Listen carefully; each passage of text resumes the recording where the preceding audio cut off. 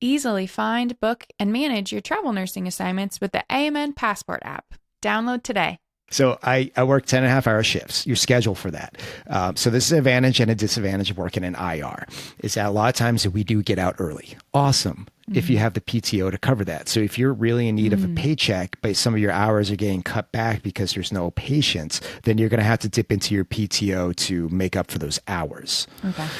If you have a ton of PTO, or if you just don't want to get paid because you're getting let out early, cool. You're going to have more work-life balance. You get to leave work early, 2 to 3 hours sometimes, and go do something. So I'm scheduled to get out of there by 6 o'clock. A lot of times I'm out by 4. Okay. And then I have the afternoon to myself. Okay. After working 12 and a half hour shifts for a lot of my life, a 10 and a half hour shift, I could still do things after work, which is huge.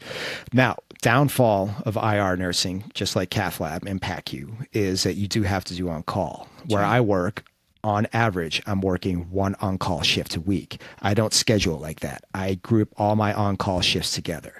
So an on-call shift will start when everybody leaves. Last person leaves, the on-call person starts their shift.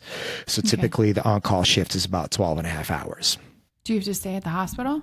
You get to go home. Okay. Now, where I work, you got to be within a half an hour.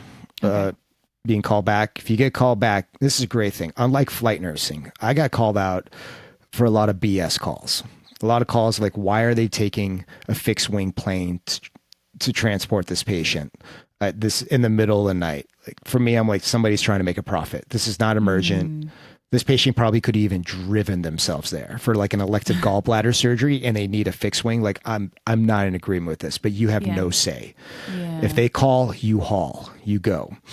In the IR world, when you're on call, those middle of the night calls are filtered by an IR doc who will say, no, we don't need to do this in the middle of the night. We can do this tomorrow. Cool. Yes. That's very cool. So I would say about 25% of my on-call shifts, I'm getting called in. Okay. It's not too bad. Yeah. So 70% of the time, I'm getting paid to sleep, hopefully. Yeah. Now, whether if you're able to sleep because you're on call is a different scenario. Sometimes you're just like, are they going to call me in? Are they going to call me in? Is my phone on loud enough?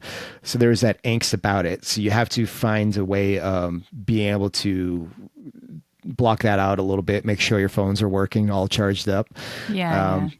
And then also, you know, I don't want to wake up my wife at nighttime, so I do sleep in another bedroom.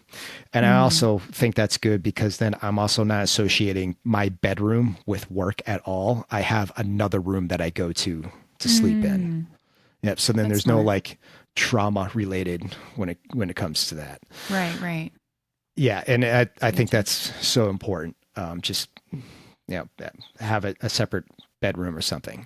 Yeah, for sure. Even the couch. But so I get called in about 25% of the time. I get a whopping $5 an hour to be on call, which is an insult. $5 an hour, really. But then if you get called in, or you still make $5 an hour? No, you get called in, you get time and a half. Yeah. Okay. So if you get called in too, no matter how, you at least get paid 2 hours. Yeah. We get called in and it's only a 45-minute case and I'm out with an hour and 15 left. Like I'm getting paid for 2 hours. Okay. So I might be getting paid for an hour and 15 for having already left the hospital. Okay. Not bad. My preference though, if it's 3 o'clock in the morning, I'm sleeping. Right. Yeah. Right. I'd rather get paid $5 an hour to try to sleep than getting paid time and a half at 3 o'clock in the morning.